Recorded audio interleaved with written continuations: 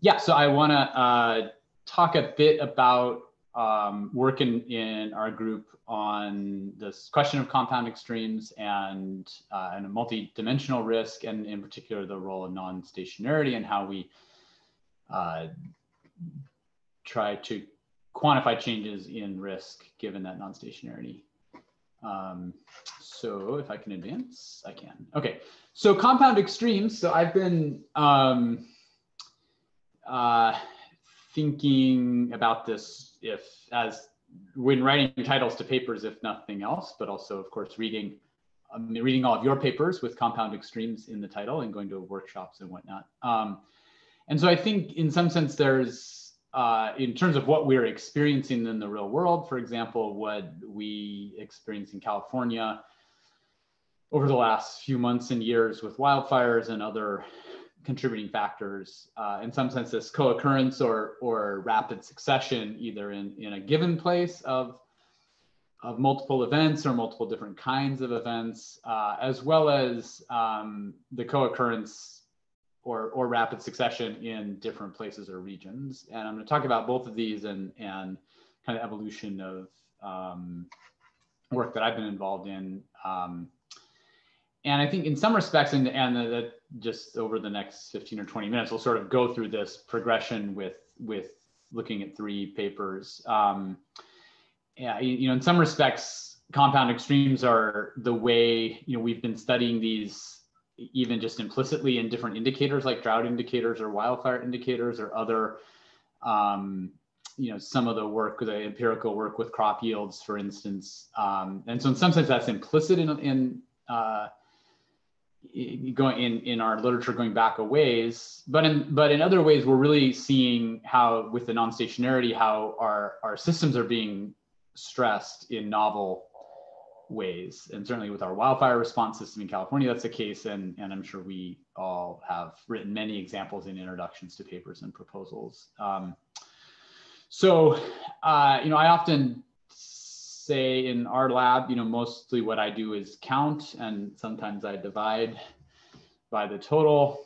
And if I really have a lot of time, I multiply by 100%, but sometimes it's just the decimal, right? I mean, that's basically what I do. And so that's the first example, which I'll try, it's old and I'll go through it quickly, but just like my way of thinking, starting out about these compound extremes is just counting up the co-occurrences. And this California drought a few years ago, not the California drought that we're in now, which we're also in, but this very severe one from 2012 to 2017 or so, which, for which there have been many papers published, including by many of you all here in the Zoom today, was very hot, right? We had record high temperature. We had what became record low annual scale precipitation and multi-annual precipitation. But it was really featured or characterized by the fact that, there's a long-term warming in California, very warm conditions during the drought,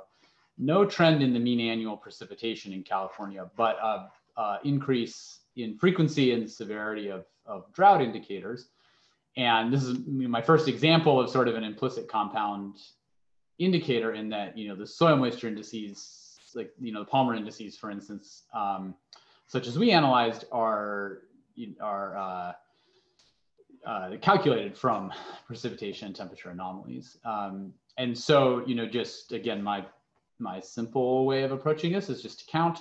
And so if when we looked at the whole climate record from California, we found that historically temperature and precipitation were pretty independent in terms of about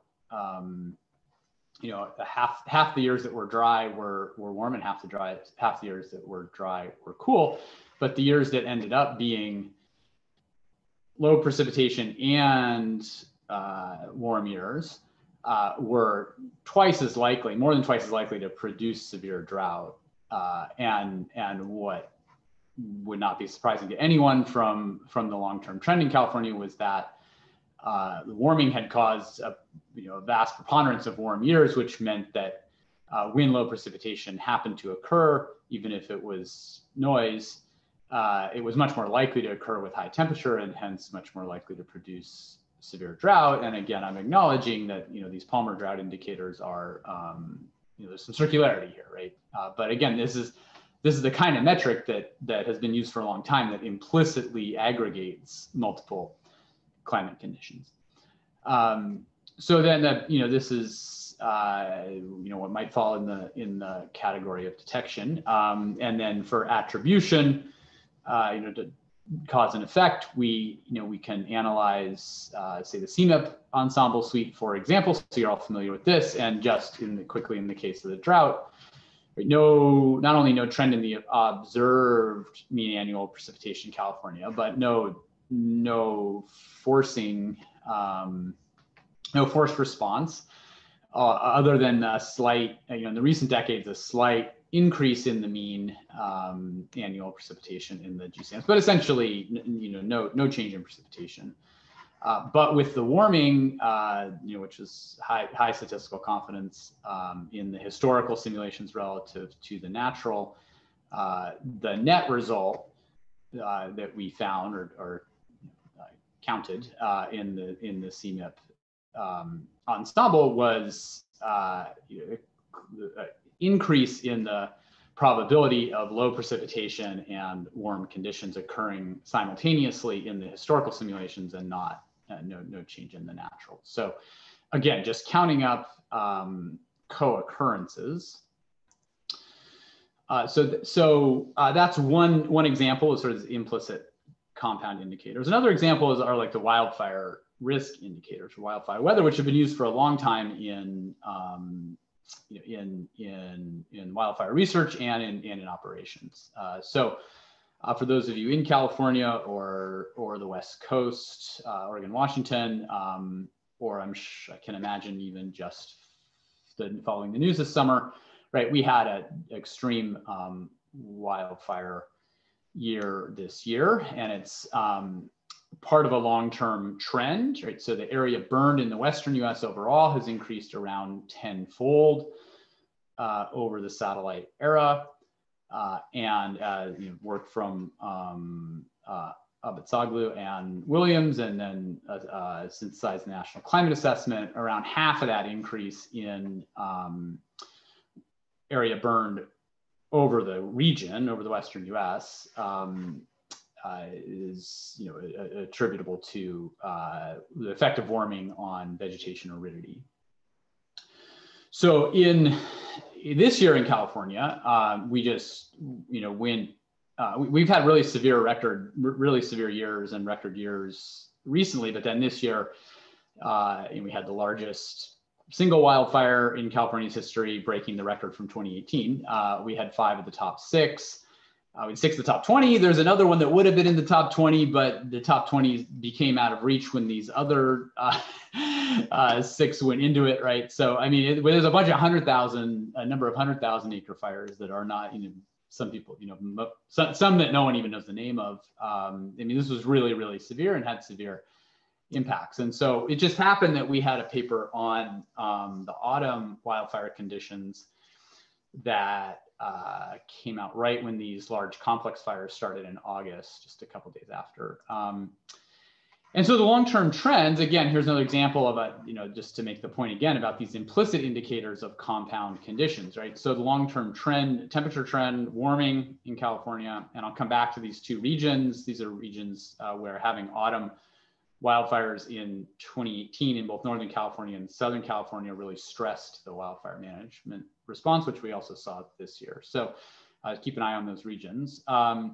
So long-term warming that is statistically significant throughout the state.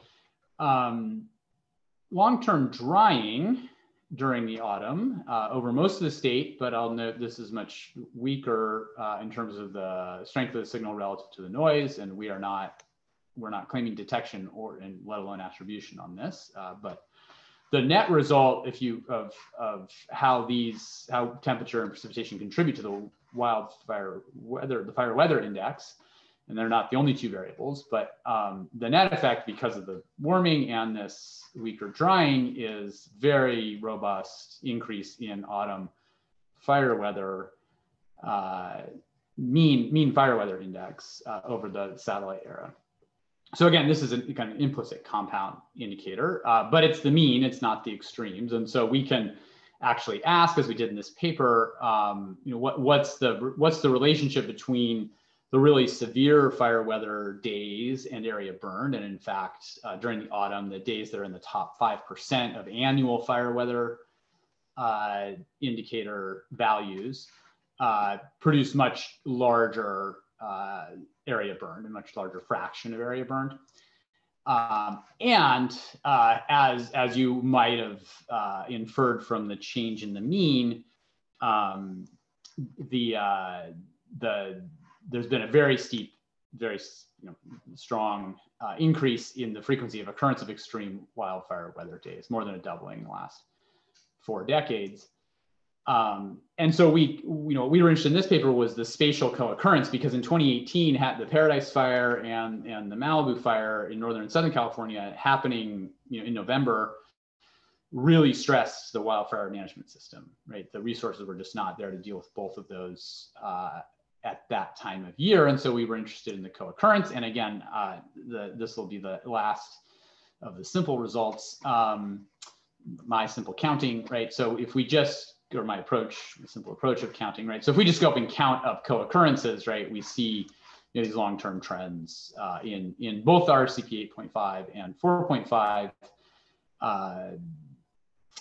CMIP simulations with, as you would expect, a steeper trend in RCP 8.5 than RCP 4.5. So sorry, I've cut off you, but you probably already knew RCP 8.5 was red and 4.5 was blue. Okay, so again, this is just simple counting in the simulations. So I'll skip that and just say, obviously at this point you're wondering why almost all of the time went to approaches that you all have left behind long ago, and so I'll focus right here at the end on work we've done using copula approaches, and really this question of spatial. It's what I want to emphasize in my thinking. Like this, there's been a lot of attention on one location getting multiple extremes at the same time or in quick succession, and this really matters for those locations. But I think what we're really seeing as global warming is unfolding is that our system, we have so many systems, and here are some that are on the screen, right, that are really designed and built around basically managing risk in this non-stationary climate, or at least in this old climate, right? And the spatial co-occurrence is really stressing a lot of these systems. All right, so not going to claim that we did anything particularly new, right? In that there are many groups who've been using copulas for these kinds of questions, and what we've focused on in this more recent paper is the joint probability across regions, and particularly regions that might have some connection in global systems, for example, breadbasket regions, but there are others that are other reasons to look at particular regions. And so, at the global scale, right, even without any change in global dry year probability, and here this is like if we take all the grid points, right, right, basically no trend in the observations for dry year probability, and no difference between the historical and natural simulations. But as you might expect, just from the counting exercises I've already showed you, or from your own intuition, the fact of this warming, an increase in warm year probability creates a statistically significant increase in the joint probability of warm, dry years globally, and that's significant difference between the historical and natural simulations. And so if we look at particular regions, for example, if we look at these regions have high density of crop or pasture lands, we can compare the joint probability among different pairs of regions, and that's what you see the X and Y axes here. What you see is the joint probability calculated by that copula analysis that's accounting for spatial and temporal dependence. You can see the joint probability for any pair of regions, and then across time you can see the change, right? And so, for example, if we look at China and India, in the up until recently, right, we had a global climate that, for years that were 2 standard deviations above the mean for temperature and below the long-term mean for precipitation in each of those respective regions, China and India, have gone from having less than a 5% chance of being severely warm and dry in the same year to now having more than a 15% chance of being severely warm and dry in the same year. And that is significantly not different between the historical and natural. That would not have occurred without the human forcing, to the extent that CMIP5 reflects the response to the forcing. So that is that's a big difference for either of these regions, but it's a really big difference for our global risk management system. And we can look out at the future, and of course in the future, particularly for temperature, there are even more severe probabilities,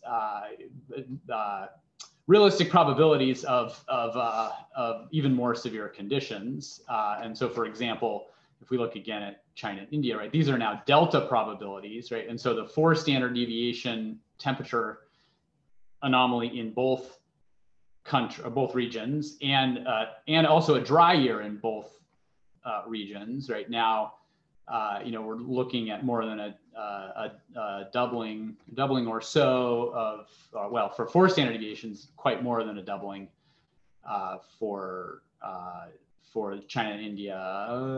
China and India simultaneously, right? Essentially, very little chance in the current climate, and up to 10% chance in the coming decades. We can compare that 2 standard deviation and dry for China and India as an indicator, right? And again, so this is about a doubling relative to the current climate.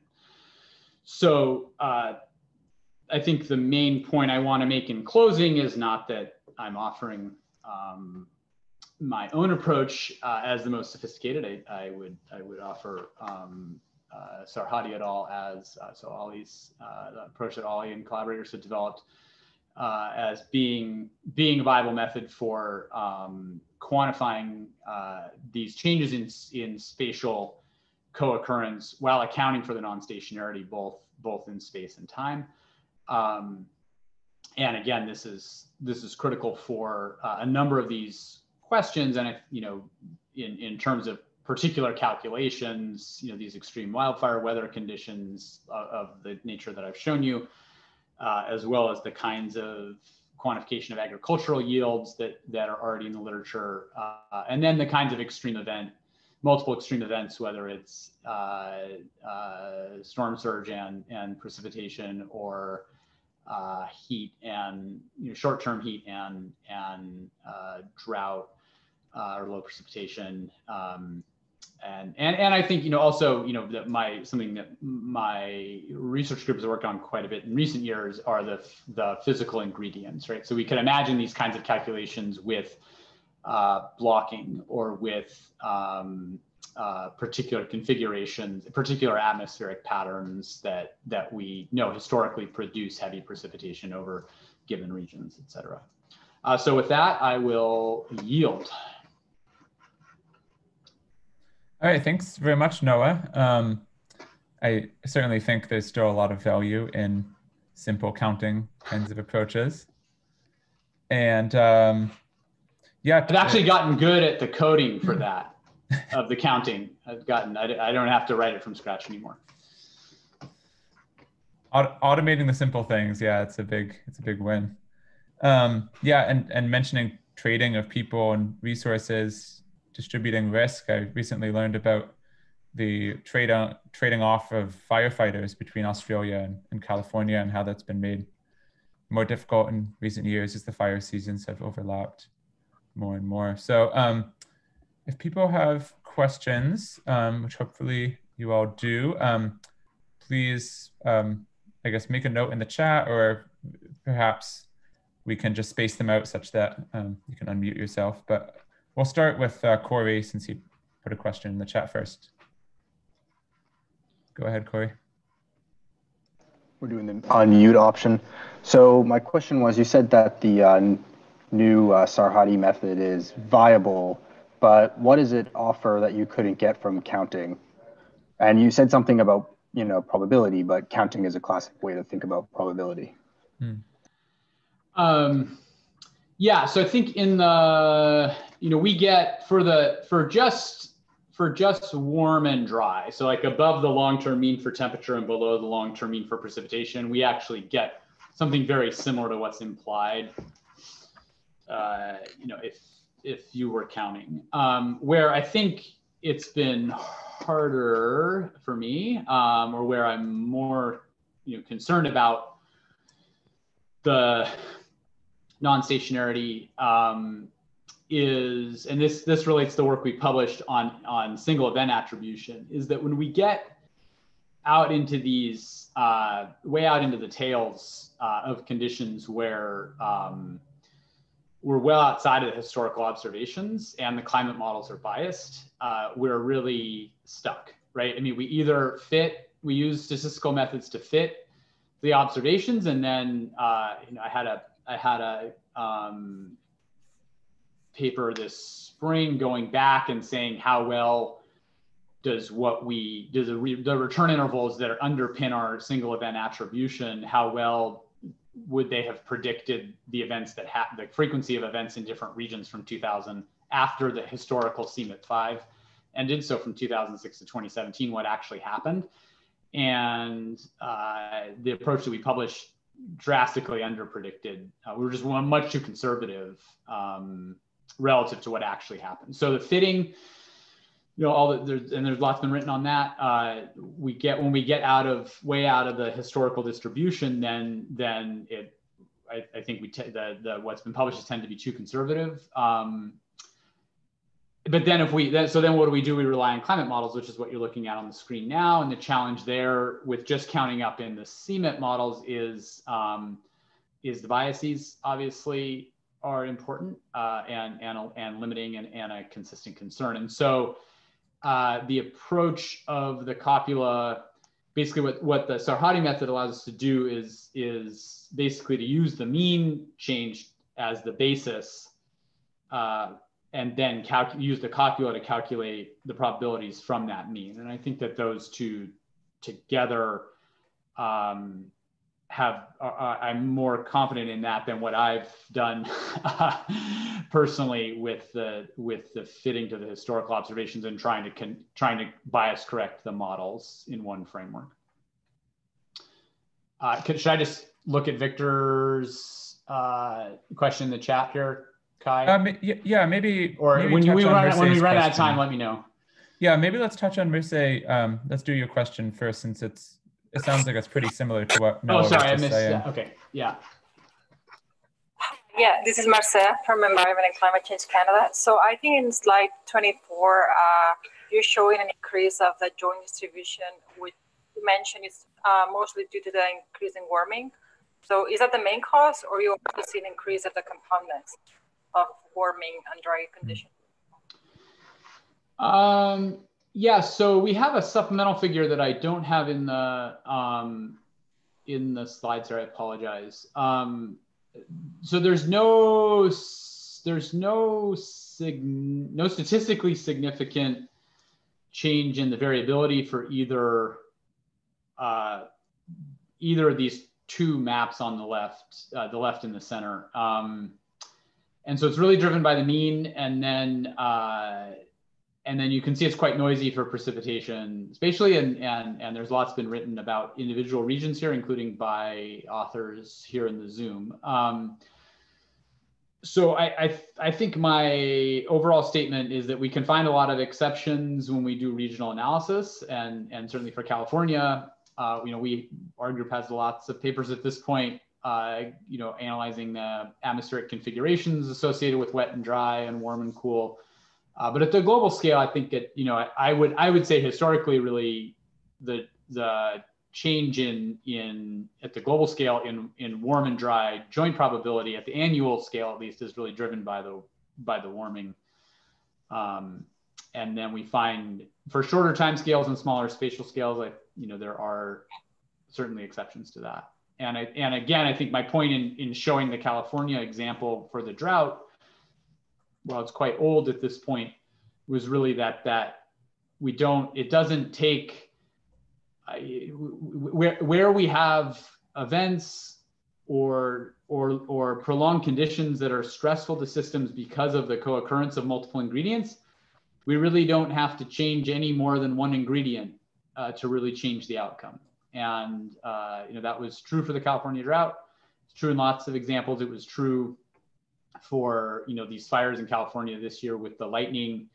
Totally, I mean, there's plenty of research on convection and global warming and the kinds of conditions that create lightning. But for this event, really the null, it's hard to reject the null that the lightning storm wasn't just due to variability and a really kind of idiosyncratic lining up of conditions with the tropical storms in the Eastern Pacific. And at any rate, the areas that had these large complex fires had very low precipitation year to date, had very high temperature conditions, both in the spring and then leading right up to the lightning storm that resulted in record or near record fuel dryness. And that it didn't take more than the temperature,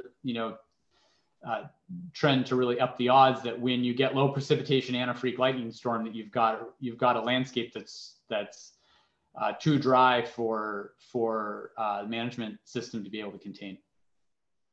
Okay, like you can say that global scale we see mostly warming, but regionally we can see an increase in components. That's mistaken, right? Yeah, and I guess I'll just say I'm super conservative, little c conservative on this. Like it's like I assume it's all noise, and then it takes a really high burden of proof to reject that. And I guess if I could deliver one message, it would just be that in aggregate, not all the ingredients that matter have to be changing in order for the combination to change in a way that has really big impacts. Okay, thank you. Yeah, well put. And so maybe just in the last minute here, you can touch on Victor's question about whether you're working on joint probability distributions that aren't conditioned on kind of probabilities themselves of what will happen in the future. Yeah, so I guess with the emission scenarios, I kind of skipped over those maps, but here we are. So the message I think for California with wildfires and gets the heart of your question is that there's a really big reduction in intensification of extreme wildfire weather conditions from the trajectory we're on, or trajectory of 3 to 5 degrees of global warming at any rate. And I'm not using the word business as usual. And I'm not on Twitter, so you can't anyways. But something consistent with the Paris goals substantially reduces that intensification and still leads to further intensification relative to what we've already had. And so there's no question that the 1 degree of warming we've already had has substantially increased the probability of these extreme conditions that California has been experiencing. We're not adapted to that change. And any further warming, we can be confident will further intensify that, even without changes in precipitation. And so both are true, right? A world in which zero, net zero emissions is reached by middle of this century is going to be a world that curbs intensification of wildfire risk in California. And even in that world, it's going to be more extreme wildfire weather conditions in terms of frequency, at least, than what we have even now. So I hope that answers the question, and I think I should let us move on. Okay, yeah, thanks again, Noah. And all right, so we'll switch over to Lauren Rickards now for the second talk, who's joining us from Australia. So that's the reason for the time change, but I guess Noah and I here in California appreciated it as well. Sort of a Pacific time, if you will. Lauren is a leader of the Climate Change and Resilience Research Program at the Center for Urban Research. And she's in this school called Global Urban and Social Studies, and that seems to match her research pretty well. since she is interdisciplinary, has a background in human geography and ecology, and her research kind of centers around how disasters and their impacts play out through the lenses of those social science fields, focusing largely on Australia, but not entirely. So it'll be very interesting to hear what she has to say about some of the similar topics to what Noah mentioned, and some different ones as well. And I'm looking forward to her broad thinking kind of presentation. So take it away, Lauren. Thank you, Colin. And thank you, everyone. And thank you for accommodating the time change. I hope those of you for whom this is late, you've at least managed to cross off all your tasks for the day. Okay, so I'm here to talk a bit about the recent fires in Australia. Now, is that showing okay? There you are, yeah. And also just to kind of reflect on some broader work that I've been doing. And I should say this draws on work with others in my research team. We're actually now called the Climate Change Transformations Group at RMIT.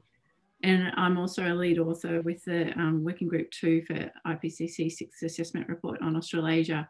And a lot of this draws on conversations with my colleagues in that realm as well as in the Future Earth Network.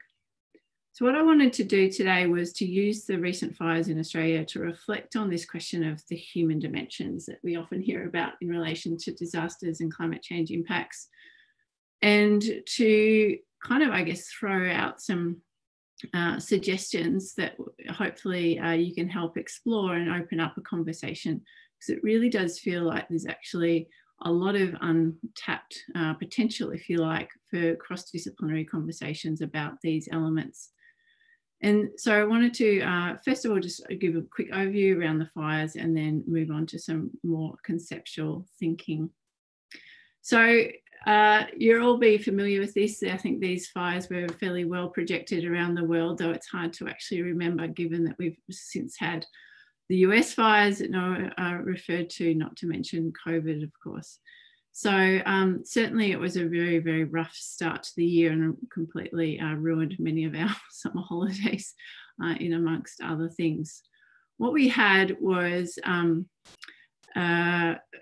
first of all, I should talk about the general trends in Australia with relation to wildfires. So what we had at the start of this year was something that has been building up and has been projected in relation to Australia. So when we think about Australia, there's a whole lot of different elements of the fire weather, which are increasing in severity in the south and the east in particular, and increasingly so under higher emissions scenarios. That includes the sort of feedbacks that I'll talk about, like pyroconvection storms, as well as increased flammability of the landscape. So we have these kind of multiple factors converging, if you like, in amongst, of course, other climate change impacts that are recorded there in a just released report from the CSIRO and Bureau of Meteorology. So already we're seeing the observed impacts. So the Forest Fire Danger Index with has been increasing, and recent analysis compares the first half of the 1950 to June 2020 period and compares it to the second half, and you can see there the increase in the number of extreme fire weather days, those in the 90th percentile. We're also getting much longer fire seasons, and one of the implications of that is what Colin mentioned, which is this overlap between the fire seasons of California and Australia, which means that things like sharing heavy duty fire helicopters is becoming more difficult. We're getting the long-term impacts on the ecosystems and vegetation as well, increasing this move towards more flammable vegetation. And some of our fire-sensitive communities are actually being killed by single events. And I'll talk about one of those in Tasmania as well. So you can see that the actual impacts are here and now. And one of the things that the Black Summer fires was so shocking about the Black Summer fires was the fact that it did actually fulfill in this kind of textbook manner the projections of what climate change means for fire in Australia, and in fact actually exceeded what was considered to be the impacts now, and really brought the future, if you like, right into the present in a very shocking kind of way. It was a very long fire season, and the fires just kept spreading and spreading, and they were also incredibly intense. And analysis suggests that there was at least a 30% chance that these were increased by climate change. So the attribution study has been done.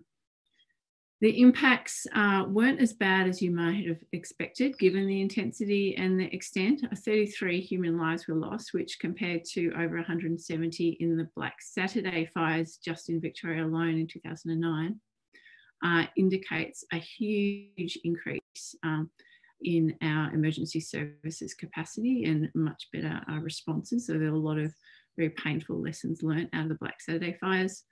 But one of the really, really shocking impacts was the extent of wildlife lost, and they estimate 3 billion animals were killed or displaced. There was also a huge number of houses lost, and of course the actual economic costs of all of that were extreme and ongoing. These things can never actually have a line drawn under them. So in the spirit of the talk today, I wanted to just emphasise the very obvious point that the fires in themselves are compound events, bringing together previous years of drought and aridity, particularly in New South Wales, Western New South Wales and Queensland had been experiencing extreme drought. At the time, there were periods of short-term heat, but of course, longer-term warmer summers as well, and the winds and the lightning. Not only that, but quickly in succession after the fires, there were heavy rains and hailstorms. You can see there, Canberra, that's our Parliament House, Australia's kind of equivalent to the White House, if you like. They're both combining the smoke in the sky and the hail of considerable size there on the ground. So that sort of really illustrates the compound effect, which didn't actually seem to penetrate Parliament House, who were continuing to be completely useless with regards to the fire response. At the same time, the heavy precipitation led to soil erosion and huge impacts into watercourses and problems with ash and sediment building up in water stations as well. So really a whole sequence of events there. In terms of the cascading effects, one of the worst elements of the fires was the way in which some of our critical infrastructure was impacted. So both due to immediate flames, but also smoke, a number of electricity grids went down. Water utilities were also affected, partly as a cascading effect of loss of electricity, partly because of the sediment and ash that I referred to, meaning that they had to have extra water cleaning processes. Of course, many roads were blocked, as this image here indicates. Due to electricity, also we had issues with gas stations. So not only could they not refuel them, they also couldn't actually operate them. Things such, some really mundane things like the fact that the electricity couldn't run the, we call them FPOS machines, but basically the kind of credit card tapping machines. So people were unable to pay for fuel, they were unable to pump the fuel. And so one of the things that led to were these enormous traffic jams, which meant that huge numbers of tourists trying to flee these areas were actually trapped. And it's only by luck that those huge traffic jams didn't cause into mass fatalities because of the direction that the fires were burning. At the same time, electricity intersected with ICT and we had massive breakdowns in communications, and there were groups that were left without communications for days and days at a time. All of this led to a lot of distress and stress and panic, not to mention water and food shortages. There were hugely high-risk evacuations underway, some of which did not end well, as well as expensive rescue operations, including the deployment of the National Defence Force at a scale that had never been done for domestic civilian reasons in Australia before, which led to some kind of semi kind of black humour situations too, I can talk about afterwards if you like. The other element of the cascading impacts that really shocked the Australian population was the extent of the smoke, and that made its way into capital cities. You saw Canberra, this is Sydney. It also made its way for weeks at a time into Melbourne, where I live. And what this meant was that not only was there huge business disruptions and really kind of perverse things, like in my particular workplace at RMIT University in Melbourne, the fire alarms inside would keep going off because the smoke would come in.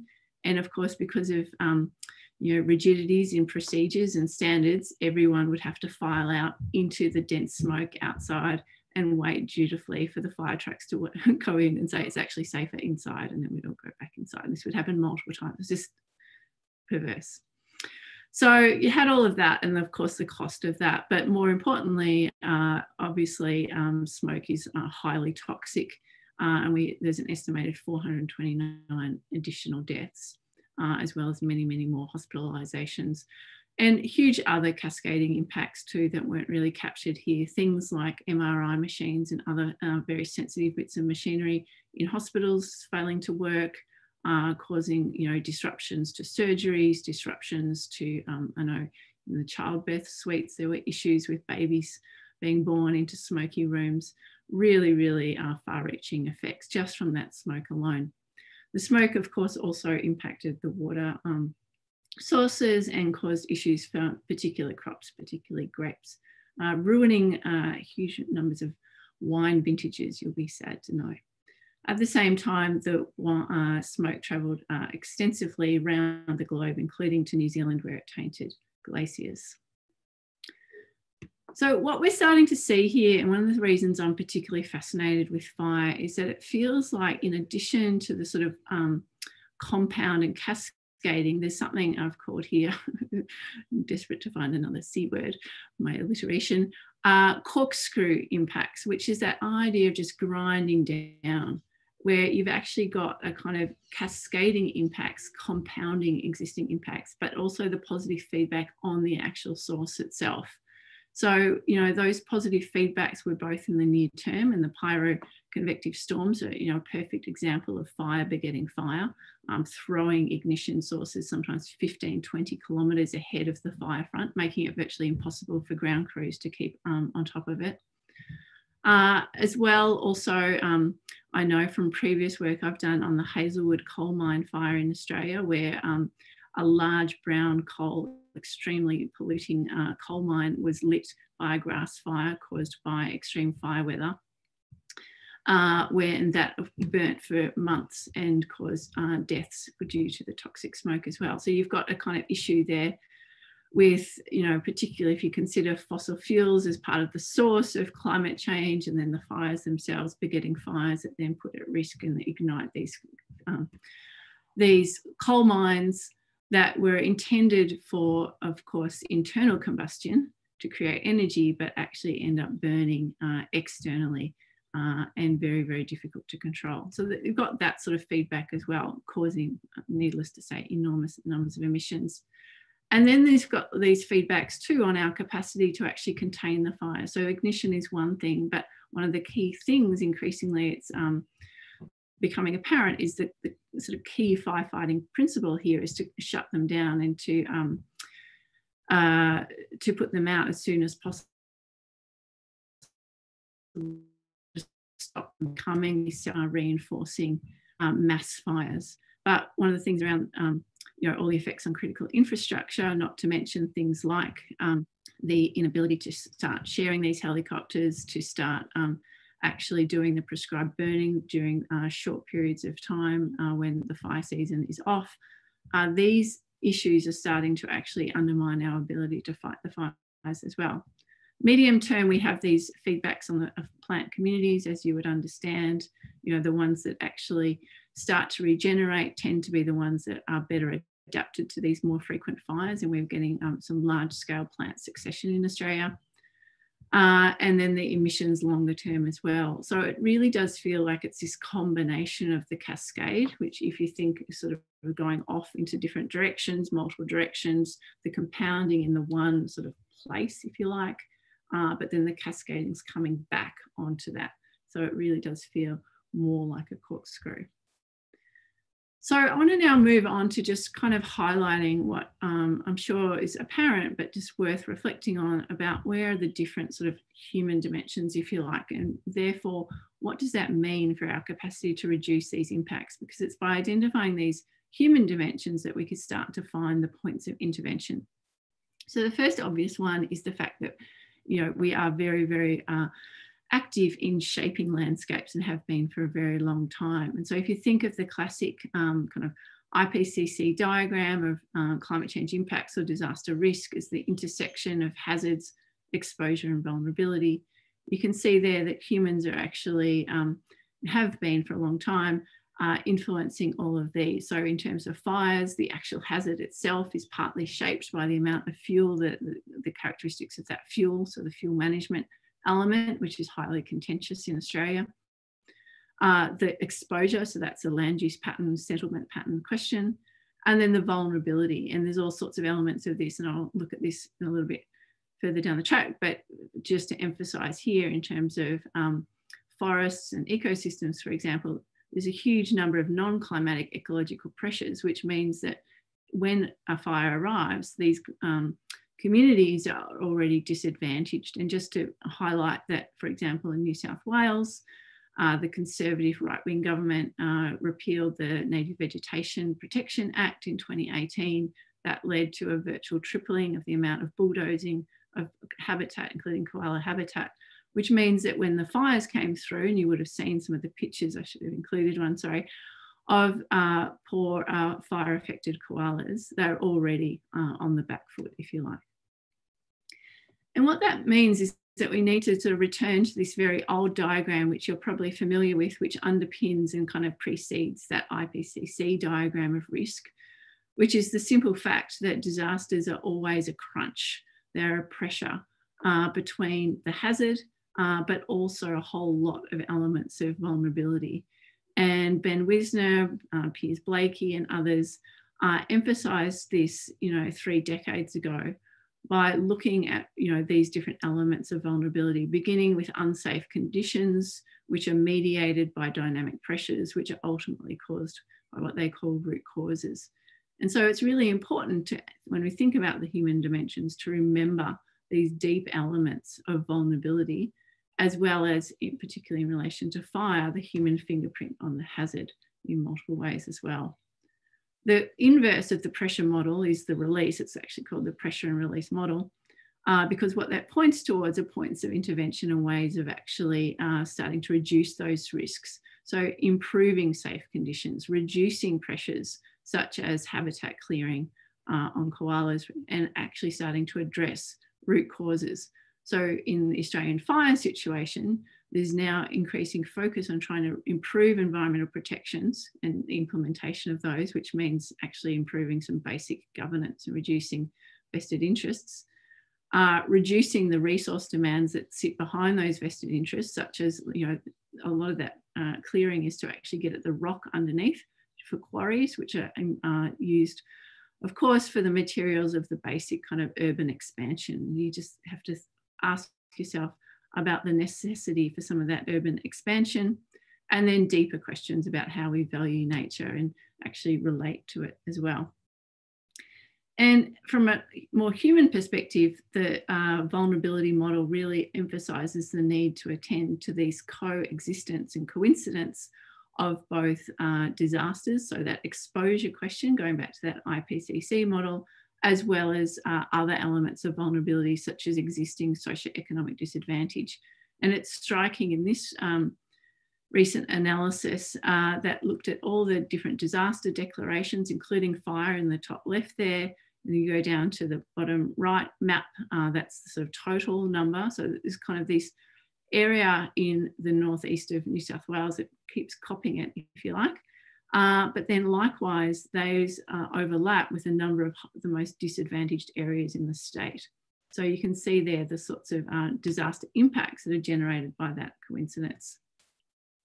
So that's to do with the social landscapes. And one of those particular disadvantaged areas is the Richmond Valley, which was once again, that analysis for 2016, once again burnt out in 2020. And that's an image of some of those dwellings, and the ability to kind of bounce back, the ability to actually rebuild in those areas, of course, is dwindling and dwindling. So there's a real issue there to take into account, those coincidental, those spatially coincident issues. Okay, I want to now move on to socio-technical systems, which is another really important human dimension. You would have seen, and I'm sure you're very familiar with, this whole question of critical infrastructure and the way in which it's a source of cascading impacts in fires and other disasters. And underpinning that is this dependence on these socio-technical systems, these building of centralised infrastructure in the name of reducing environmental risks.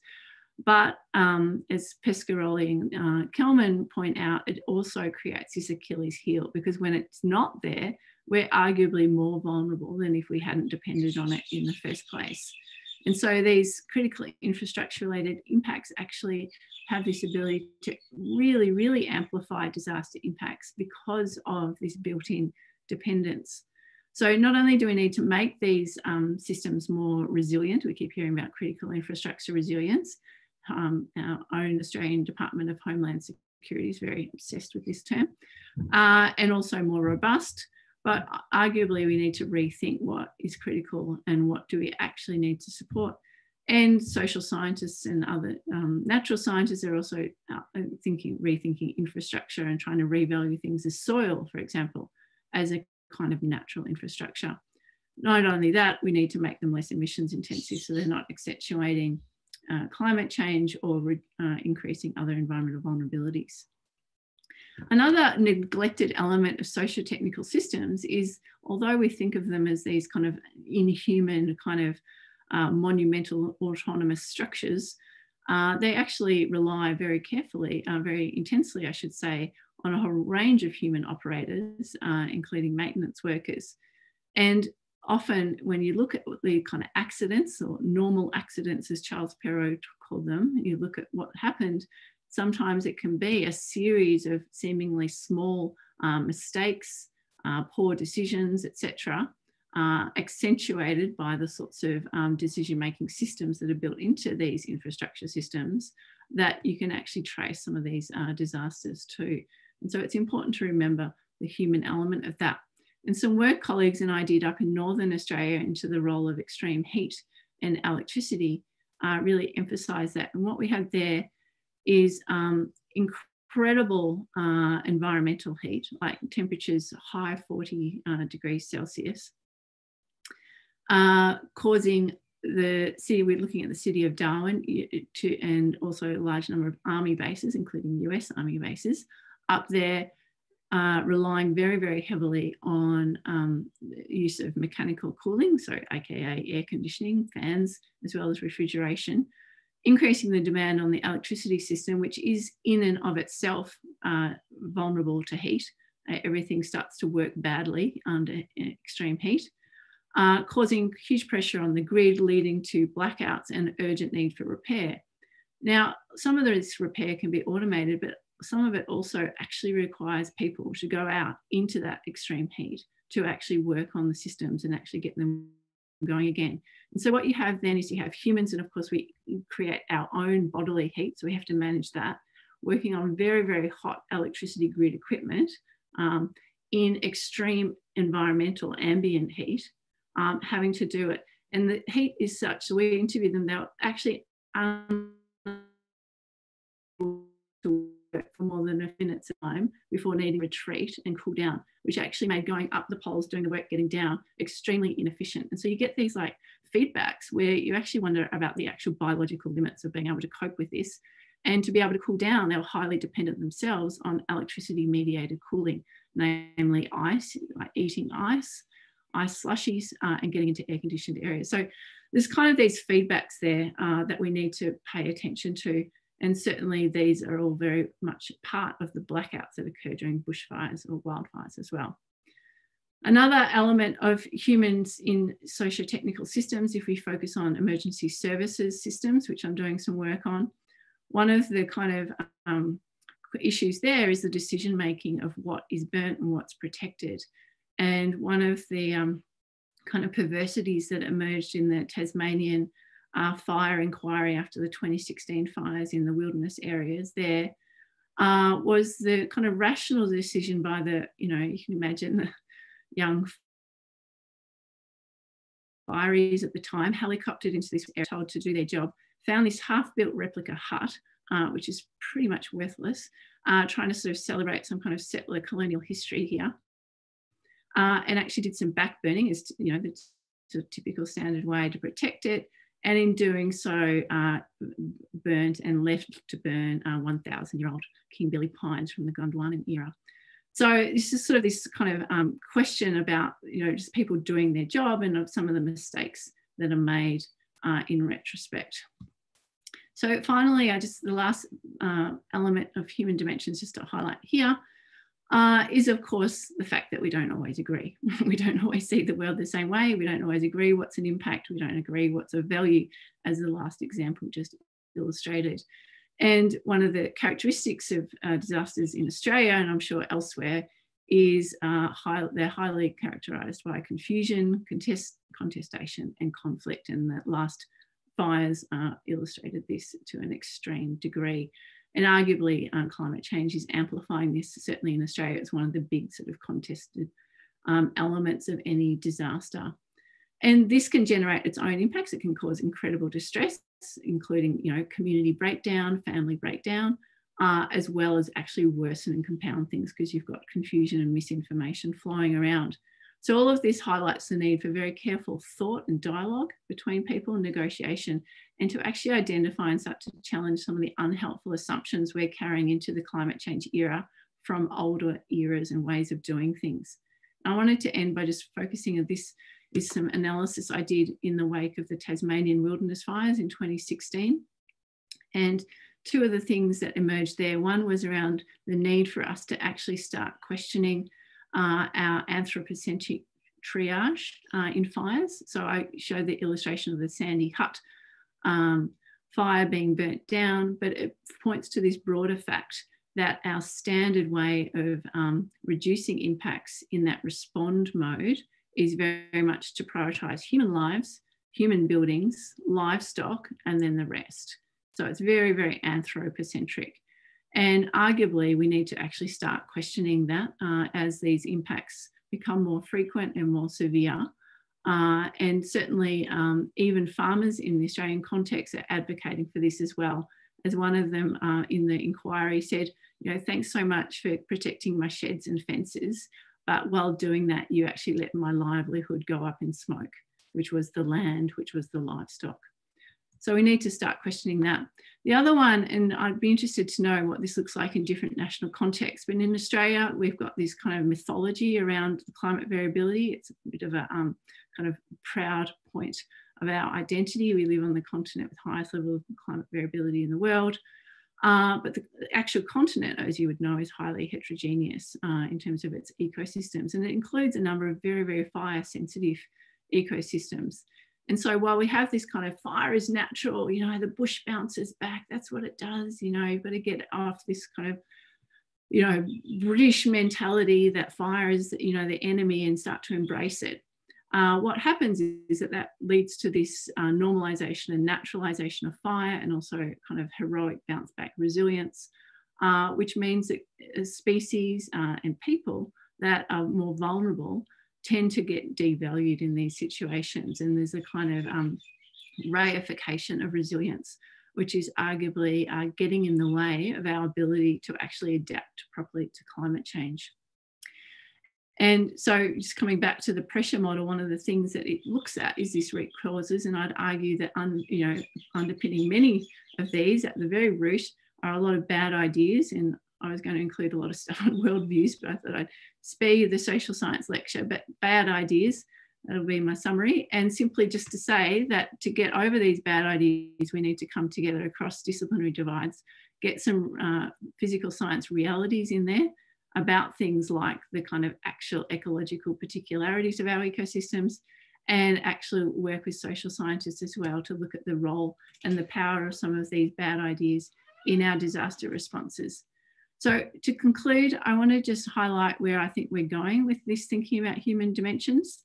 I think there's kind of been a lot focus on human impacts of disasters, as you would know, and the fact that they are socially uneven. There's also been a lot of discussion about human vulnerability to disasters, and that pressure and release model was first published in 1994. So there's been, you know, a long history of thinking about this. Where I think this sort of group and the conversation really needs to go is focusing more on this notion of human causation of disasters, which is not to say in a blaming way, but to look at those points of intervention.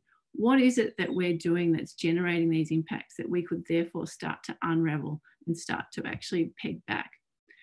Likewise, we need to start looking at human adaptation, and as everyone and everything starts to adapt, that in itself is going to create a whole lot of cascading and compounding kind of challenges that we all need to then adapt to. So we need to adapt to each other's adaptation, which is a hugely complex task.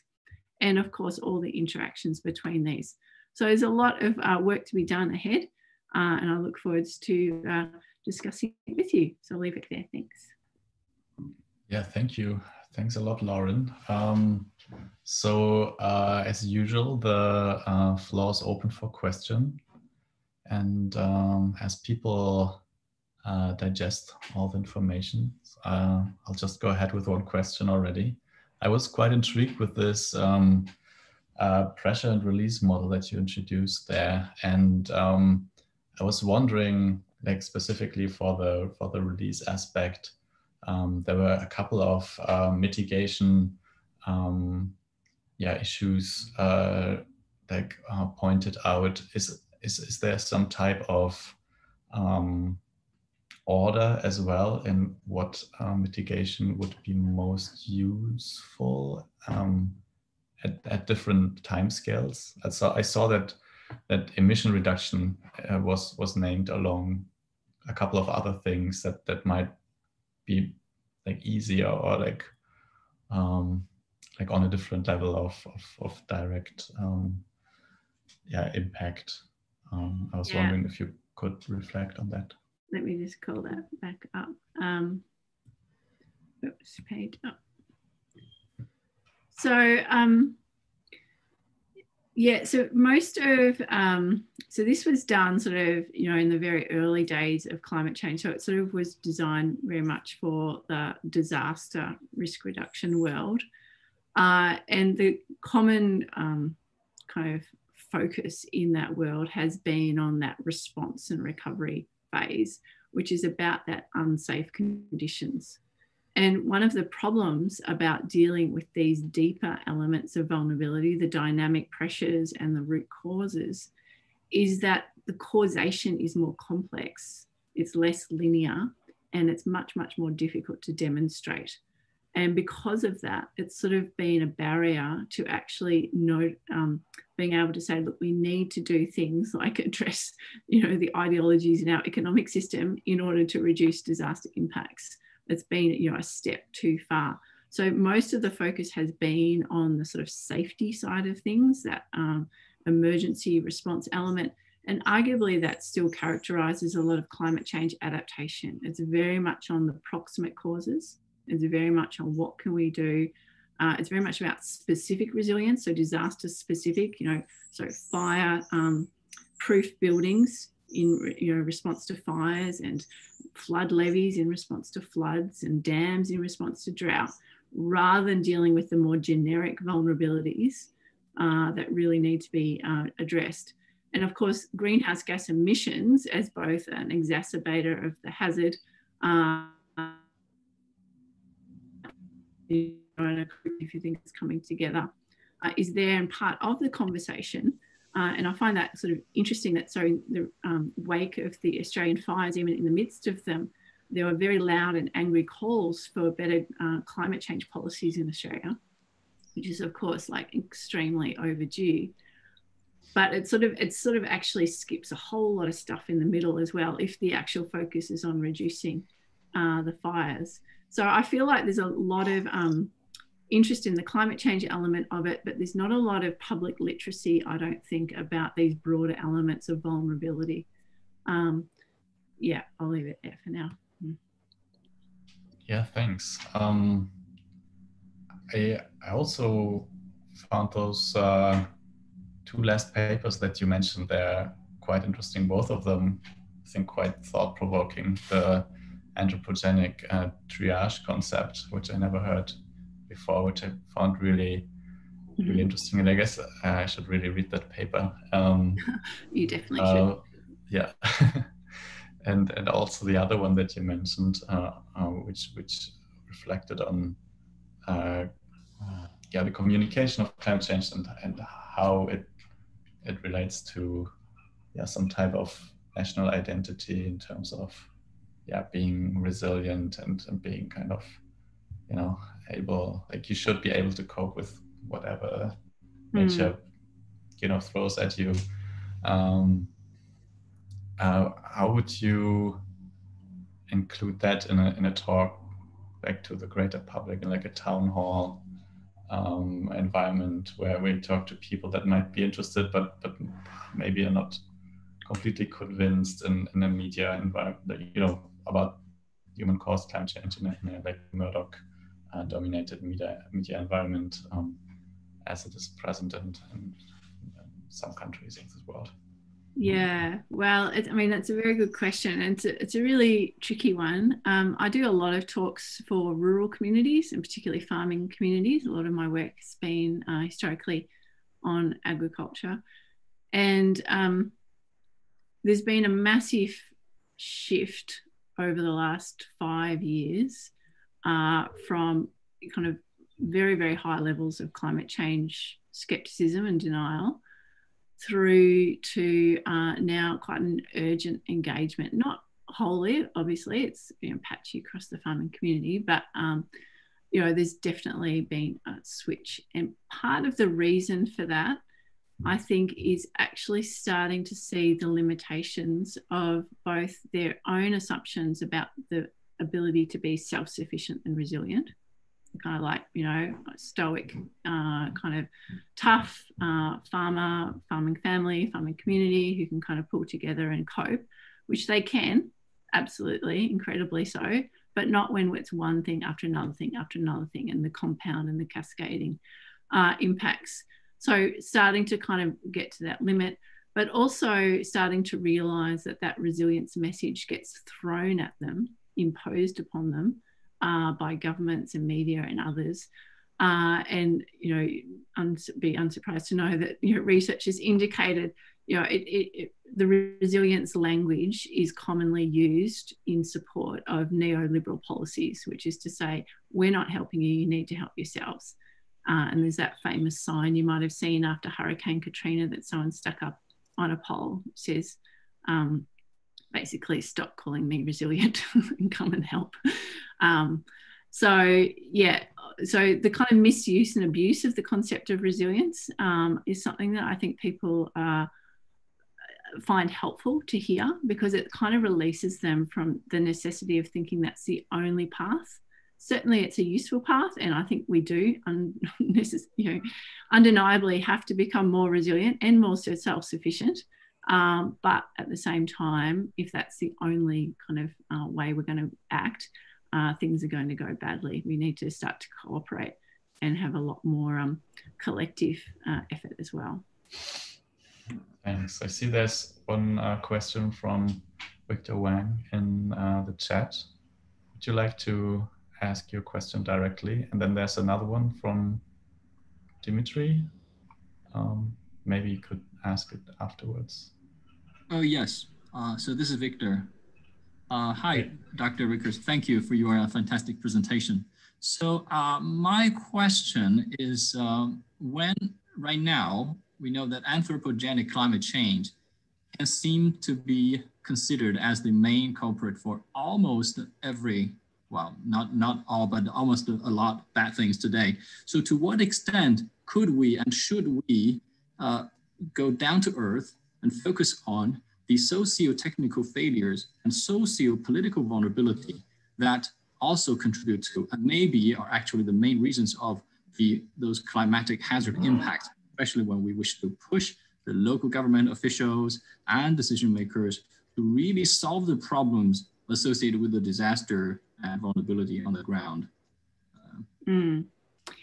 Thanks, Victor. Yeah, that's a really good question. And look, sometimes there is a sense in which, you know, climate change is sort of competing with other priorities and the need to do things better irrespective of climate change. But this is where we need to actually see things in a phased way and a pathway. So you've probably heard the phrase, the idea of adaptation pathway. So what we need to be able to do is to connect what we're doing on the ground, reducing those socioeconomic and sociotechnical vulnerabilities in a way that sets us up to cope with future impacts and more extreme scenarios, and in a way that's not maladaptive. And one of the characteristics of maladaptation is to do things to cope with climate change that actually increase emissions. So actually, we need to do it all at once. It's got to be that multi-criteria decision-making where we're working to reduce vulnerabilities in a way that both addresses climate change and also adapts to longer-term approaches, which is where, and it's kind of easier to think about this in terms of the inverse or the failures, if you like. So, for example, rolling out air conditioning based on fossil fuel energy and in poorly insulated houses as a mode of trying to reduce heat stress in the population, which is absolutely a priority, would achieve one goal, which is to kind of short-term improvement in reduced heat stress, but it's not going to actually reduce these other vulnerabilities, including vulnerabilities to very high energy bills. So it's about actually kind of lifting our ambition and pushing ourselves harder to come up with really smart solutions that do allow us to do all these things at once. But it is a difficult one. I know in the conservation field, the nature conservation field, for example, there are concerns about competing priorities, about talking about climate change when we should be trying to just simply reduce habitat destruction. But it's really about trying to see the synergies between them.